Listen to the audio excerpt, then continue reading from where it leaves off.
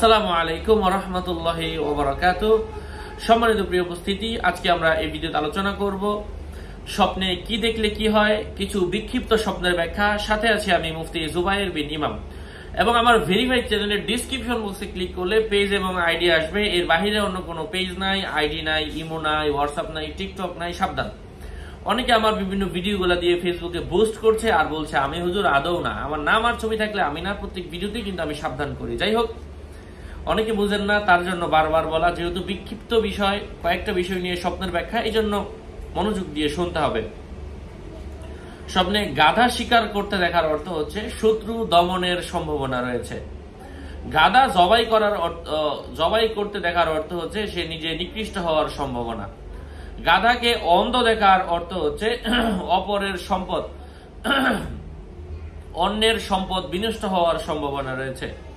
গাধা যদি কোনো মানুষ রূপান্তরিত হতে দেখে, এক অবস্থা থেকে অন্য অবস্থায় হয়ে যাচ্ছে, তার বিপদের সম্ভাবনা। গাধার ডাক শুনতে দেখার অর্থ হচ্ছে অসৎ কাজে আত্মনিয়োগ করার সম্ভাবনা রয়েছে। গোফ দেখার অর্থ হচ্ছে সুনামের পাগল হওয়ার সম্ভাবনা রয়েছে। গোফ ছোট দেখার অর্থ হচ্ছে তার নিজের সম্পদ বিনষ্ট হবে, সুনাম সুখ্যাতি নষ্ট হবে। গোলাপ ফুল দেখার অর্থ হচ্ছে সুস্বাস্থ্য লাভের সম্ভাবনা রয়েছে। গোলাপ লাল দেখার অর্থ হচ্ছে পুত্র সন্তান লাভ করার সম্ভাবনা রয়েছে। কাউকে গোলাপ দিতে দেখার অর্থ হচ্ছে সমাজে সুনাম সুখ্যাতি ছড়িয়ে যাওয়ার সম্ভাবনা রয়েছে। কাঁচা গোলাপ দেখার অর্থ হচ্ছে পরিবারের মধ্যে কষ্ট, দুঃখ কষ্ট বেড়ে যাওয়ার সম্ভাবনা রয়েছে। কাঁচা গোশত দেখার অর্থ হচ্ছে ব্যবসার মধ্যে সাফল্যতা আসার সম্ভাবনা রয়েছে।